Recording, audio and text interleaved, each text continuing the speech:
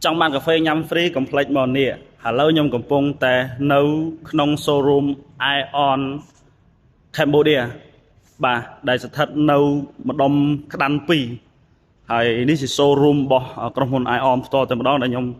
មកឥឡូវគេ free កាហ្វេឲ្យមួយកែវបាទសូមអរគុណបាទឥឡូវយើងមើលឡានប្រភេទ Hyper ASR ពណ៌ yellow ពណ៌ខ្ញុំស្រឡាញ់បាទកន្លែងនោះកន្លែងឆុងកាហ្វេ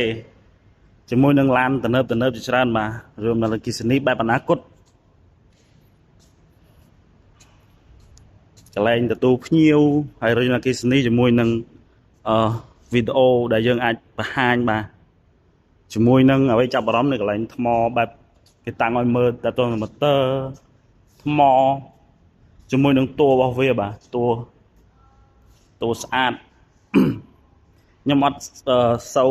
ប្រើពាក្យបច្ចេកទេសទេព្រោះខ្ញុំដោយសារតែខ្ញុំទៅស្គាល់អញ្ចឹងខ្ញុំអត់តន់និយាយតែតើបច្ចេកទេសទេព្រោះឲ្យខុសអានេះគឺជា battery ដែលគេតាំងឲ្យមើលហ្មងហើយការតាំងរបស់វាគឺស្អាតមែនទែនបាទគឺដាក់ Ion Cambodia ជាមួយនឹងរបស់តាំងផ្សេងបាទកន្លែងនេះឆុងកាហ្វេបាទ